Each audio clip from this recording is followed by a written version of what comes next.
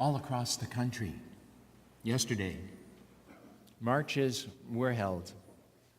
They were called March for Our Lives. It was a stunning display of organization and deep commitment that showed us that our youngest generation demands to be heard. How many people made it to a march yesterday? Show of hands? Pretty good. I was in Santa Ana. I noticed a good number of IUCC folks there, but we were a little spread out, and reconnecting was kind of hard. I was marching with Jenna and Phil McCarty and that great dog of yours that everyone loved. And Jenna was telling me this story that stuck with me. It stuck with me on the way home, and as I started writing. And last week it was on NPR, and it was called "There Is No Handbook for This: A Mother and Son Talk About School Shootings." Tonight, Berdard and her 10-year-old son, Desmond, were talking about active shooter drills that are now taking place in schools.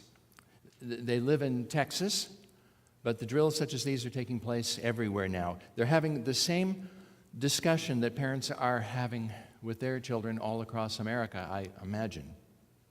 Desmond is a 5th grader, and his class had just had an active shooter drill, and he wants to know what kind of emergency drills his mother had when she was a kid. And so Mom listed fire and tornado drills. Now, there may be some of us in the room who can remember duck and cover. I don't know. So Mom listed these, and she teaches a technology and engineering course for 7th and 8th graders, but she hasn't seen or had a drill yet, so she decided to ask her son what his drill was like. So what happens? And the 10-year-old says, the teacher is supposed to lock the door, turn the lights off, and push this heavy desk across the door. When we did it for the first time, I noticed that she couldn't get it. It was very heavy, and she couldn't push it by herself, so I decided to come and help her. Because if she doesn't get the desk onto the door in time, the intruder can open it. So in the transcript, Tanai asks, so what do you do next after you push the table? The class is supposed to stand on the back wall, says Desmond, but I decided to stand in front of the class because I want to take the bullet and save my friends. Mom is a little surprised. Does your teacher ask you to stand in front of the class? And no, Desmond says, my life matters. But it's kind of like there's one person that can come home to a family, or there can be 22 people that come home to a family. And so this is an awkward conversation to have with a 10-year-old, but he is firm when she tells him that she's having a hard time with this. And does he know why? And Desmond says, yeah, because I'm such a young age and I really shouldn't be giving my life up. Like, you shouldn't have to worry about that. And she says, right, you know, if there's any time that I ever wanted you to be selfish, it's then. I need you to come home. And so, would you still stand in front of your friends, even with me telling you not to? And his answer is, yes. I get that you want me to come home, but it's not really a choice that you can make. It's a choice that I have to make. It is not easy, and this is why I can't have the conversation with you tonight. Says, you keep saying like that, stuff like that, and I am speechless. You're 10, and you're the 10-year-old who doesn't clean his room. And there is just no handbook for this. There's just no handbook. In the beginning of the Gospel of Mark, we hear, prepare ye the way of the Lord, make his path straight. And so here we are today, as the story is beginning to reach its apex, and Jesus is riding into Jerusalem. He will go to his death for others so they might live and thrive.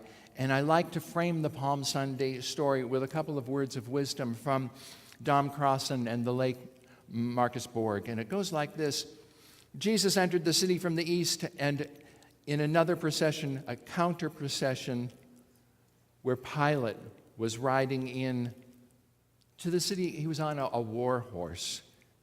But Jesus comes in on a donkey. And Mark makes it clear that Jesus planned it in advance. He tells the disciples to go into a village to get a donkey. If anyone says to you, "Why are you doing this?" just say this: "The Lord needs it, and will send it back immediately." And implicitly then in Mark 11 and explicitly in Matthew 21, the symbolism makes use of Zechariah chapter 9, verse 9, where it speaks about a king of peace riding in on a donkey who will banish the war horse and the battle bow from the land. And the contrast is clear. Jesus versus Pilate. Nonviolence of the realm of God versus the realm of the empire and the violence of the empire. And as we know, the empire always works in violence. Two arrivals, two entrances, two processions.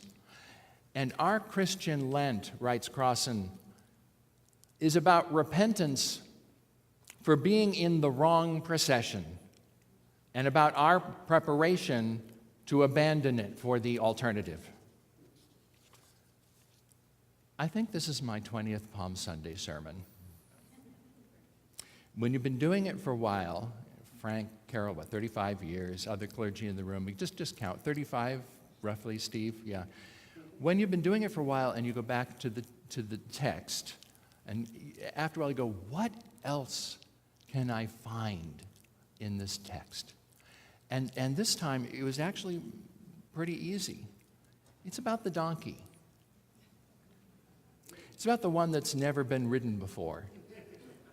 And it's actually more about what's holding up the donkey. The word tied in Mark is used twice. The word untied is used 3 times. In Luke, it's about the same.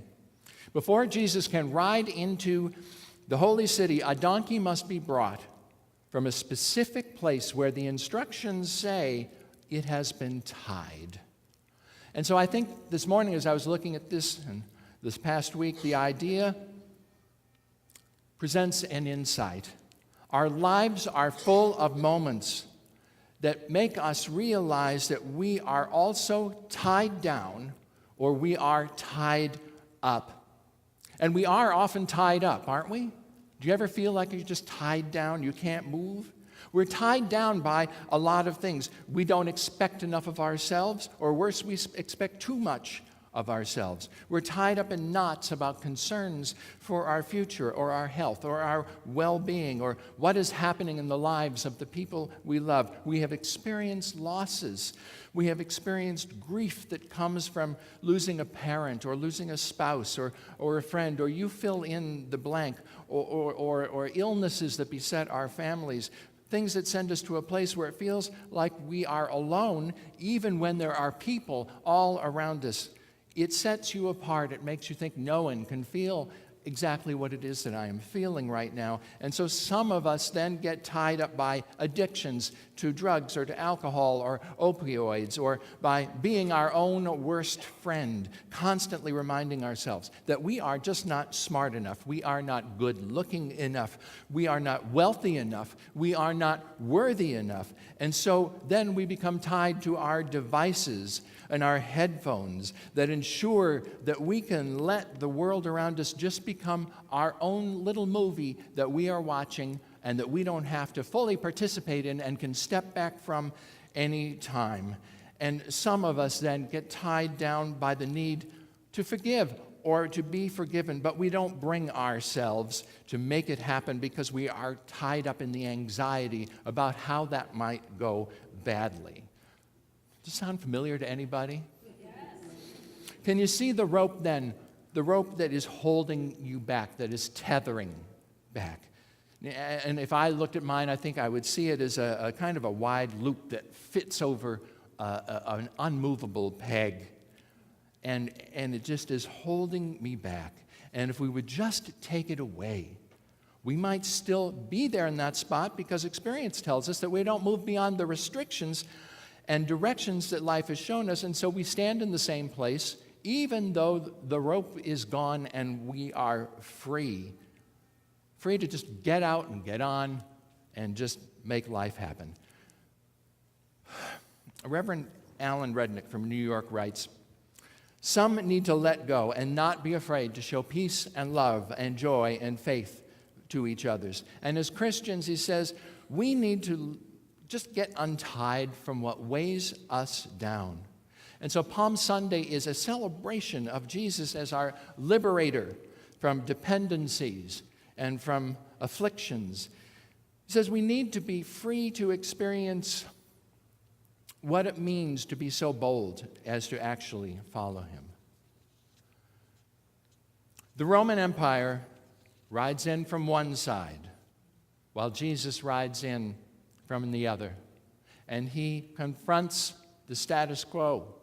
He knows the price, and the people will cheer him on. And folks, that's us, but only until it becomes too dangerous. And then we will follow and fall away. I know myself too well, do you? We are meant to ride with Jesus on this journey to Jerusalem. We were created, we were created with a purpose. And our texts say that that purpose is to love God and to love each other. And we cannot be so scared by our troubles and by our dysfunction that we become too scared to untie ourselves from the chains and the rope of fear. We cannot fully commit to observing the great commandments of love when we are tied. Just talk to a bunch of teenagers from Parkland if you want to see what lifting off the rope and moving forward actually looks like. Rudnick writes, "We must be released. We must surrender our rope burdens and our weights to our higher power, much like the owner who surrendered his donkey to those two disciples. And when we are untied from our fears, we can live a life of faith from the pressure of trying to just hold things up. And when we are free, when we get free, we can face the oppositional forces. And Palm Sunday is an occasion when we can ask ourselves, what is it now that needs to be untied in my own life and in your own life so that we can honor God in acts of love and honor our neighbor that is with us. Palm Sunday is the day when we, like Jesus' animal companion, are untied and we are set loose to be used for the work of the realm of God.